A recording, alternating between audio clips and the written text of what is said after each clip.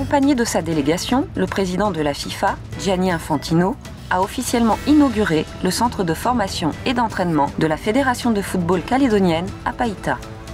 Pour l'occasion, il y a eu une coutume d'ouverture et d'accueil qui a précédé un échange avec plusieurs personnalités.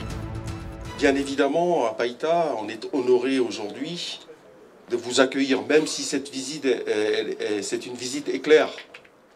Mais ce qu'on retiendra, c'est que malgré tout, vous avez pris du temps pour venir nous voir à Païta. À mon sens, c'est la suite logique de ce que nous avons déjà accompli sur Païta. Le football, c'est vraiment une puissance économique, mais c'est aussi un outil qui nous permet effectivement de renforcer les liens sociaux, voilà, avec les valeurs que le football véhicule. Magnifique structure ici, cette maison du football calédonien est tout un symbole. Mais, monsieur le maire, je vous rejoins, ce n'est que le début. Ce n'est que le coup d'envoi du match qu'on va jouer ici chez moi. Parce que on veut que ce rêve qu'on a tous devienne réalité. On est là, et on sera toujours là à vos côtés. Mais surtout, ce qui est important, c'est qu'on représente les valeurs, le respect et les traditions du football. Et on en est les garants. Donc merci beaucoup. On retrouve sur le terrain Gilles Tavergeux, président de la Fédération calédonienne de football, en compagnie de Gianni Infantino, président de la FIFA. Je suis ravi d'être là, c'est magnifique. Là, vous voyez, je fais partie maintenant de l'équipe nationale ici de la Nouvelle-Calédonie. Un grand moment, une belle journée, il fait beau, on est tous heureux. Je veux féliciter mon ami Gilles pour tout ce qu'il fait. C'est vraiment formidable avec toute l'équipe ici à la Fédération. Les jeunes qui sont heureux, voilà, c'est ça qui compte. C'est ça qui compte et on a beaucoup de projets encore en route. On va essayer de travailler en symbiose avec le président et toute son équipe pour que cela puisse prendre forme et puis que le football calédonien sorte grandi. C'est important d'être là, c'est important que le président de la FIFA vienne ici avec Gilles, inaugurer ce magnifique bâtiment qui est un symbole et qui est, comme on l'a dit, un premier pas vers d'autres projets pour ce magnifique pays.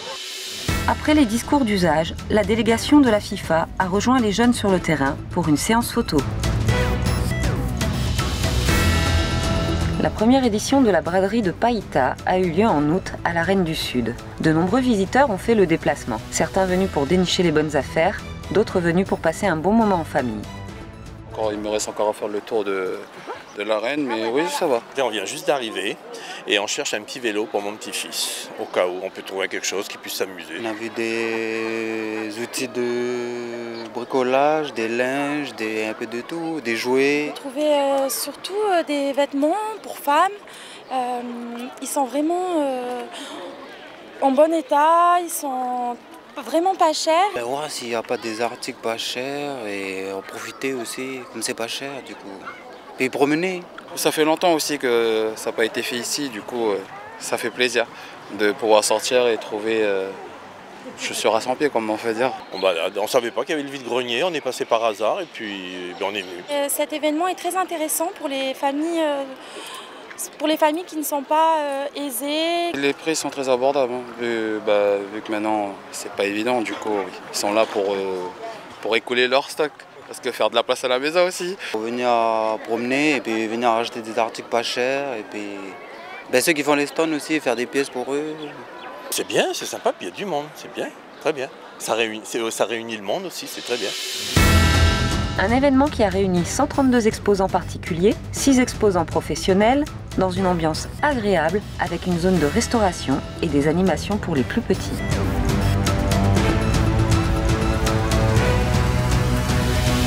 Païta s'engage en faveur de la transition énergétique.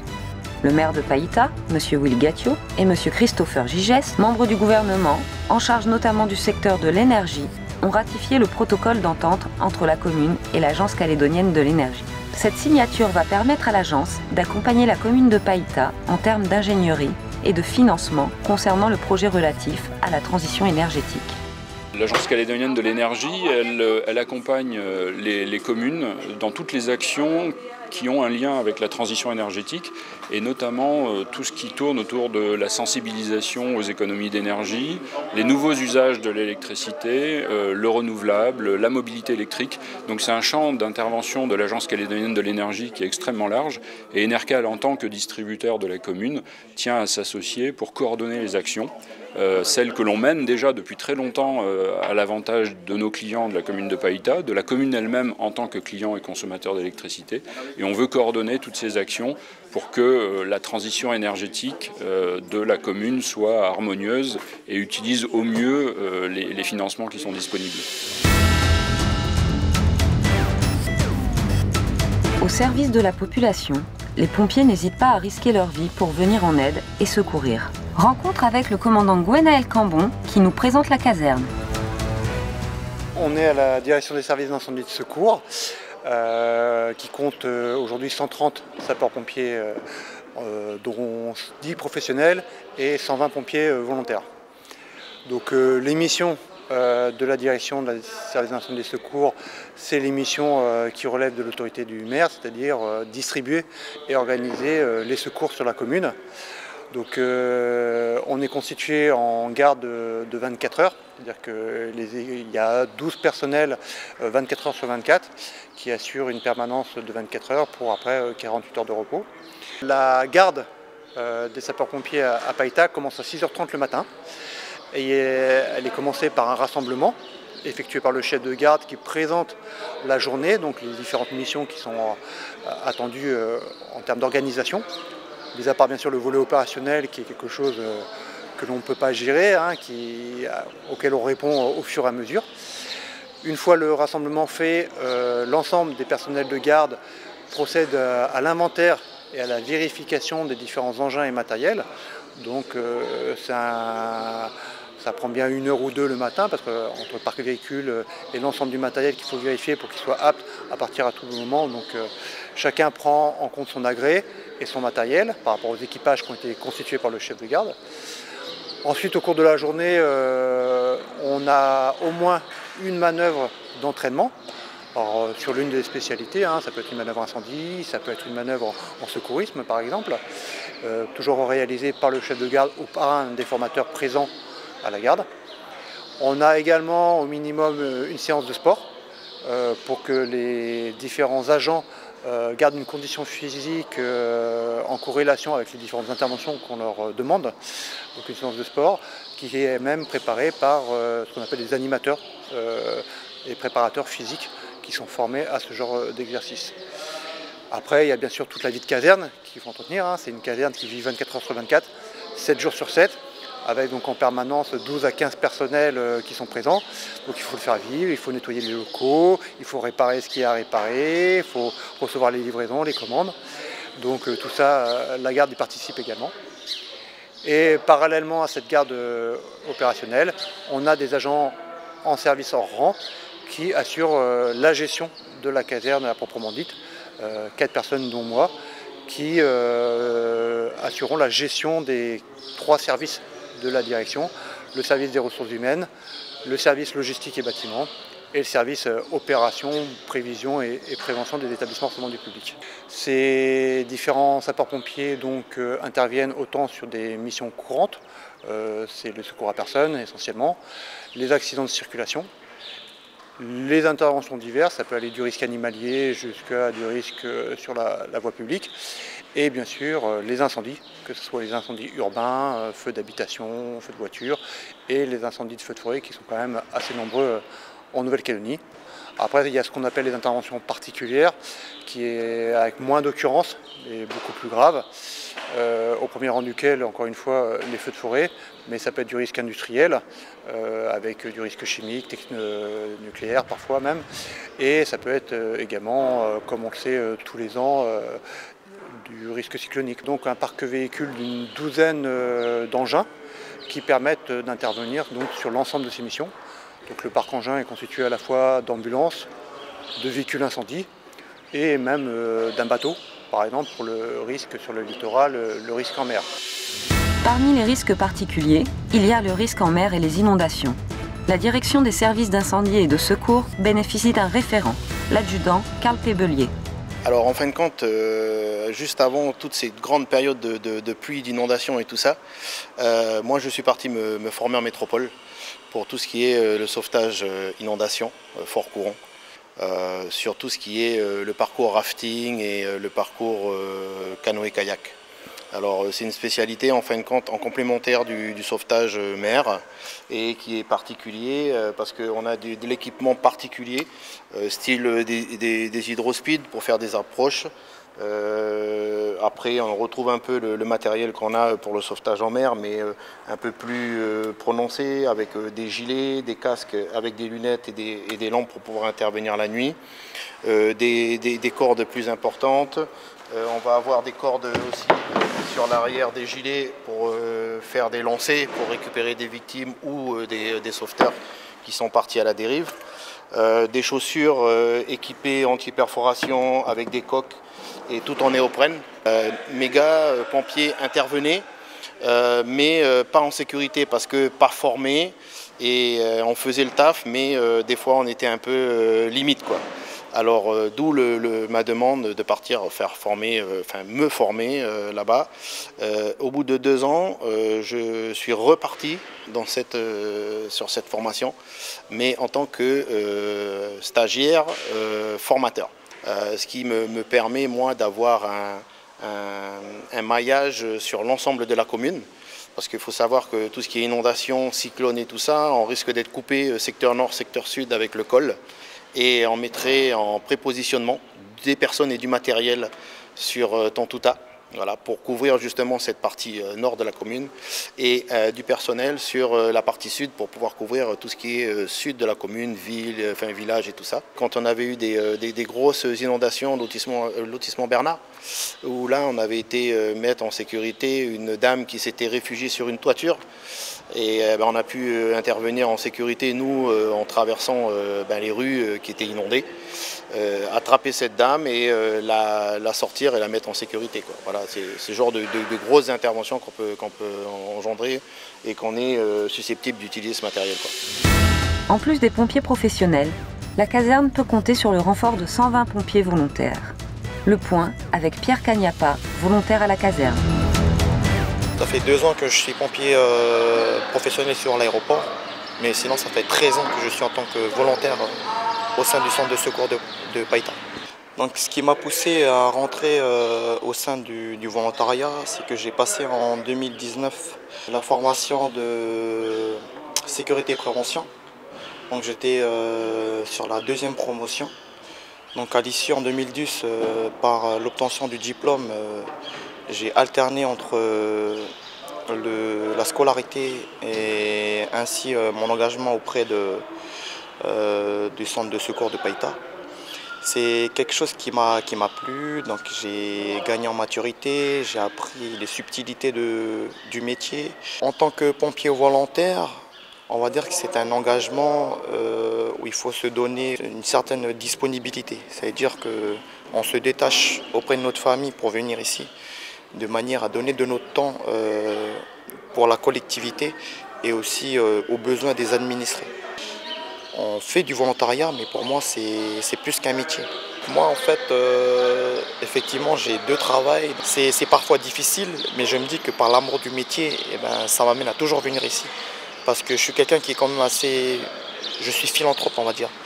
J'aime ce côté humain, la protection des personnes, aller au contact de la population. Et ce que je veux, c'est partir sur les interventions, c'est pouvoir amener également mes hommes sur différents types d'interventions. C'est de la formation, c'est de l'engagement. On va dire que c'est un tout en étant volontaire. Il y a différents corps de métier. Donc il y a des personnes qui sont dans différents corps de métier, il y en a qui sont patentés, il y en a qui sont infirmiers, il y en a qui travaillent dans du commercial, il y en a qui travaillent en tant que mécanicien. Et malgré tout, si on vient à pouvoir s'engager au sein du centre de secours de Païta en tant que volontaire, c'est parce qu'on a choisi et il y a une âme qui nous attire, c'est l'être humain. C'est venir en aide aux personnes. On retrouve également les 15 jeunes sapeurs-pompiers volontaires qui viennent se former au métier. comme Noah, 14 ans, présente tous les mercredis après-midi à la caserne pour s'entraîner. Moi, ce qui m'a poussé, c'est le métier de pompier, parce que je voulais découvrir ce que c'était et que je me suis renseignée.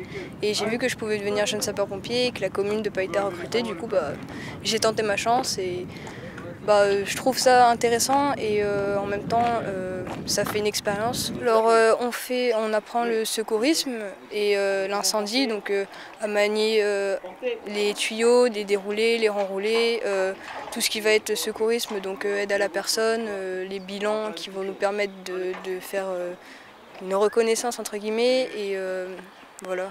Après pour l'incendie ça va vraiment être apprendre ce qu'il y a dans les camions, les différents types de lances, de tuyaux et tout ça. Alors là on fait une manœuvre avec les échelles, donc échelle à coulisses de plan comme celle qui est là et l'échelle accrochée. Donc là on pratique un peu. La société pour moi d'aujourd'hui, il serait bien que tout le monde aide un peu tout le monde parce que là c'est un peu chacun pour soi. Donc moi je m'engage pour aider les autres et sauver des vies ou des biens de l'environnement parce que on en a besoin. Il faut aimer l'action, le sport, il faut être bon en sport parce que ça peut être quelque chose qu'on fait beaucoup. Et la cohésion surtout, être cohésif parce que c'est quand même la clé. Parce qu'on travaille quasiment tout le temps en cohésion comme sur la manœuvre. Sur les manœuvres, c'est toujours par binôme et il faut pouvoir se synchroniser avec son partenaire même si on n'a pas travaillé beaucoup avec lui. Au sein de la caserne, c'est donc un véritable travail d'équipe qui s'organise au quotidien. En plus de leurs différentes missions, les pompiers doivent faire face à la saison des feux. Quelques rappels de sécurité avec le commandant Gwenaël Cambon. En Nouvelle-Calédonie, on est habitué à une saison estivale qui est en parallèle d'une saison feu de forêt, hélas. Donc c'est une saison feu de forêt qui commence classiquement mi-septembre et qui nous amène jusqu'à en général janvier, selon les années. Après les 2 ans de la Niña qu'on a connu un peu plus calme, on s'attendait au retour du phénomène climatique El Niño qui est arrivé cette année, qui commence très tôt. Ça fait déjà plus d'1 mois, alors qu'on n'est que fin août, où on connaît de multiples départs de feu sur la commune et sur l'ensemble de la Nouvelle-Calédonie. Ce qui a entraîné donc le maire à avancer l'arrêté d'interdiction des brûlages. Normalement, on laisse l'autorisation aux administrés de procéder sur déclaration à des brûlages jusqu'au 31 août. Là, exceptionnellement, vu que la saison feu de forêt a commencé plus tôt que d'habitude, dès le 15 août, on a initié l'interdiction de brûlage sur l'ensemble de la commune. Et si un contrevenant venait à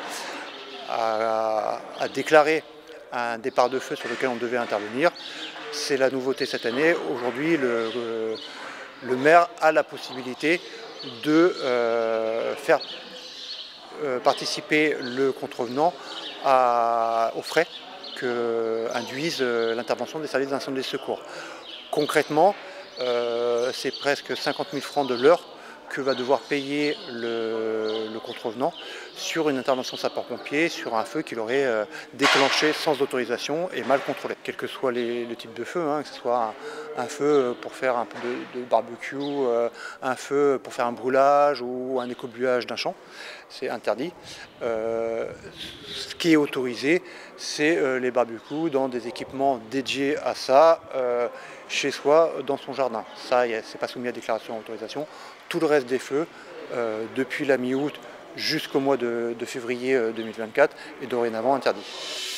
Pendant cette période, la commune demande à ses administrés de rester vigilants. Et comme le dit le commandant Cambon, les pompiers seront toujours là, mais il est important de rappeler que le premier acteur de sécurité civile, c'est le citoyen. La ville de Païta est fière de compter de nombreux talents au sein de la commune. Ce mois-ci, nous partons à la rencontre de Elina Folituohu, 17 ans, qui poursuit ses études en métropole tout en accordant une grande place à sa passion, le rugby. Portrait d'une jeune fille dynamique et sportive, motivée au quotidien par sa passion. D'abord, mes sœurs ont commencé avant moi le rugby, 1 an avant moi. Et donc en les regardant s'entraîner, en regardant aussi leurs matchs, ça m'a donné envie et c'est comme ça que j'ai commencé le rugby aussi. J'ai commencé le rugby il y a 3 ans au club du Petit Train de Païta. J'ai ensuite intégré le pôle espoir de Nouvelle-Calédonie. J'ai fait un stage d'immersion en France et qui m'a permis d'être recrutée à Toulouse. Et j'ai intégré aussi le Stade Toulousain et l'Académie Pôle Espoir de Toulouse. Et ça fait maintenant 1 an que j'y suis. J'ai intégré donc, le club du Stade Toulousain en cadette moins de 18 ans. Et aussi le Pôle Espoir.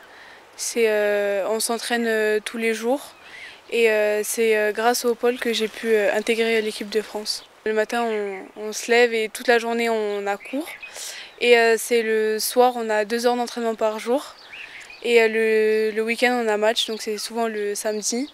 Et pendant les phases finales, c'est le dimanche. Tout se passe bien, c'est vrai que c'est vraiment, on va dire, un autre monde qu'ici, parce que déjà le rugby féminin, il est très développé là-bas. Grâce au rugby, ça m'a permis de faire beaucoup de rencontres. J'ai vu des personnes très importantes, j'ai réussi aussi à tisser des liens. Et parfois, je ne réalise pas trop ce que je vis, mais je sais que c'est quand même quelque chose de très intense tout ça. Dans la finalité, c'est d'être en équipe de France, dans le 15 de France féminin. C'est un rêve et aussi, par exemple, de participer à une Coupe du Monde. C'est un rêve aussi. Monsieur le maire Willy Gatio, accompagné par son conseil municipal et du représentant de l'État, Grégory Lecru, ont procédé à la cérémonie des remises des cartes d'électeurs pour 146 jeunes majeurs de la commune de Païta. La mairie de Païta s'investit beaucoup pour les jeunes.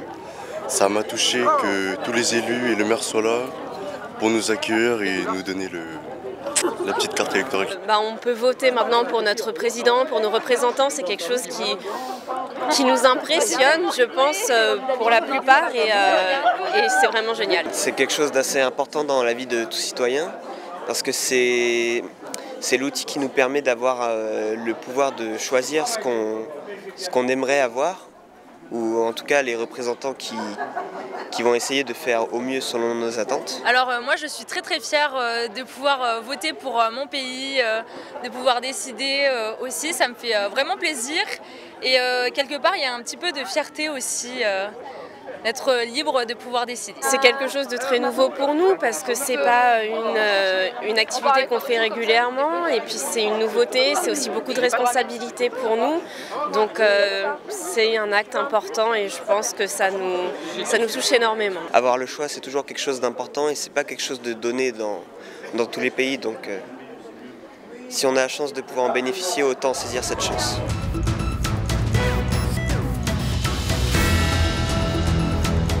Il s'agit pour moi, maire d'une collectivité de la République, d'organiser ce type de cérémonie qui s'organise annuellement, où c'est l'occasion de remettre effectivement le permis de voter, la carte d'électeur aux jeunes majeurs. L'occasion effectivement d'évoquer avec eux leurs droits, mais aussi leurs devoirs. Donc, et ça, c'est essentiel, leur entrée dans la vie civique, et puis de le faire aux côtés du représentant de l'État, notamment le commissaire délégué. C'est un moment très important dans la vie d'un citoyen et de surcroît en Nouvelle-Calédonie. Afin de rendre nos routes plus sûres et praticables, la commune engage chaque année des travaux de réfection et d'aménagement. Le point avec Didier Soé-Carjane, chef de service infravoirie et environnement. Alors nous sommes à la Tamoa, sur la rue Gabriel Luciano, dans le lotissement du même nom. Et donc nous avons réalisé à ce jour 2 km de voirie sur une largeur de 6 mètres d'enrobé. Donc ces travaux ont été débutés le 17 juillet. Et s'achève à peu près première semaine d'août pour un montant de 81 millions CFP. Sur ces 81 millions, nous avons un financement communal de 49 millions et un financement de la Nouvelle-Calédonie, gouvernement de Nouvelle-Calédonie, de 32 millions. On intervient un petit peu sur divers tronçons, divers quartiers de la commune. Nous sommes déjà intervenus sur la route du littoral, à Ndé, à Naya. Et là, nous intervenons à la Tamoa parce que la route devenait vétuste et nous avions de grosses dépenses en matière de pointe à temps. Et donc le fait de la requalifier en enrobé nous fait gagner de l'argent en matière de fonctionnement. En plus des travaux de réfection, une solution pour l'évacuation des eaux a dû être mise en place. Alors donc là nous sommes sur la route de Caricaté, à la Tamois, sur la route du littoral. Et nous sommes en phase de pérennisation d'un tronçon d'à peu près 100 mètres de long sur lequel la voirie s'est effondrée. Et nous avons missionné un bureau d'études géotechniques pour nous trouver la cause de cet effondrement. En fait, il s'avère que lorsque la voirie de ce tronçon de voirie a été réalisée il y a quelques années en arrière, quelques décennies en arrière, elle a été posée sur une couche d'argile. Et compte tenu des phénomènes d'El Niño qui sévit entre 2020 et il y a quelques mois de cette année, en 2023, eh bien, simplement la chaussée a glissé sur cette couche d'argile, elle s'est effondrée. Alors j'ai eu l'idée de réaliser des tranchées drainantes par forage dirigé. Ce qui se fait jamais, qui ne s'est jamais fait en Nouvelle-Calédonie. Et on a réussi après quelques essais et quelques échecs, on a réussi à trouver la solution. Donc aujourd'hui, nous en sommes à 5 tranchées drainantes sur 8. Et donc ça devrait pérenniser la voirie sur ces tronçons de 100 mètres et éviter qu'elle se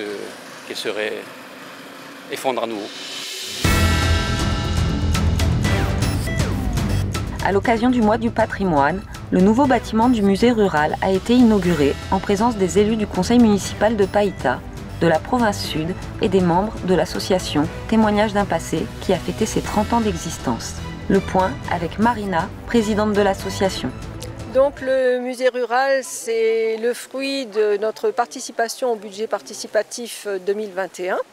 C'est un espace qui mesure environ 192 mètres carrés et qui va être dédié à l'histoire de l'agriculture et de l'élevage en Nouvelle-Calédonie. C'était pour l'ouverture, effectivement. On a fait appel à nos partenaires de l'écomusée du Café de Vaud et à l'association indonésienne de la Nouvelle-Calédonie parce que nous avions choisi la thématique du café. Et puis il y a l'autre partie aussi qui concerne l'élevage. Alors c'est une exposition, pour la partie élevage, je pense qu'elle va être considérée comme permanente pour un certain temps. Par contre, nous devrons restituer à nos partenaires de l'écomusée du Café de Vaud leur exposition d'ici 3 mois. Donc elle est en place pour 3 mois. Alors ce que nous aimerions que ça devienne, c'est que ce soit vraiment un lieu d'échange entre les professionnels, entre du monde agricole, entre les communautés, selon les thématiques, puisqu'aujourd'hui c'est vraiment l'illustration de l'exposition. Ce sont les Indonésiens et les Kanaks qui étaient associés au monde du café. Donc c'est aussi un moyen de contribuer au vivre ensemble.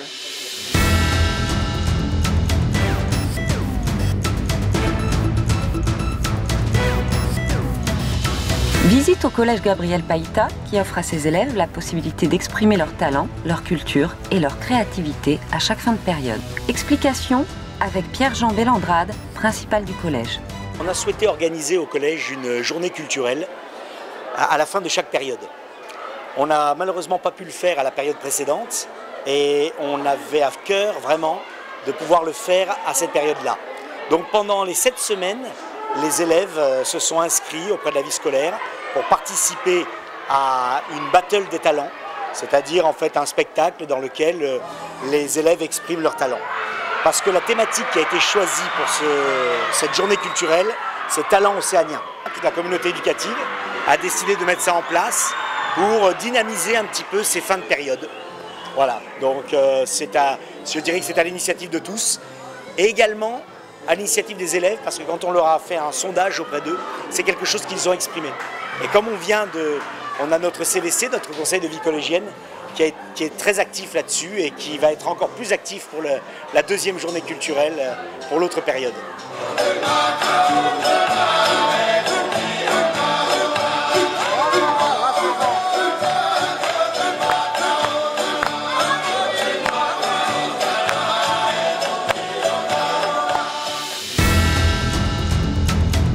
Un concours de dessin est organisé à la médiathèque de Païta, gratuit et ouvert à tous. En août, à l'Arène du Sud de Païta, se sont déroulés les tournois de basket organisés par l'association Marie pour la vie. La remise des prix de la Coupe de DTL, des pays et territoires d'outre-mer 2023, a eu lieu au club de tir calédonien de Païta. Les Cagous étaient en compétition contre Tahiti. Plus de 40 tireurs étaient présents lors de cette confrontation. En août a eu lieu la pose de pierre de la première centrale biogaz sur l'installation de stockage de déchets non dangereux de Gadji à Païta. La production couvrira la consommation moyenne annuelle de 2400 foyers sur le Grand Nouméa. Plusieurs événements à l'Arène du Sud. Le 15 septembre, One Woman Show avec Anne Roumanoff et le 29 septembre, spectacle du Jamel Comedy Club.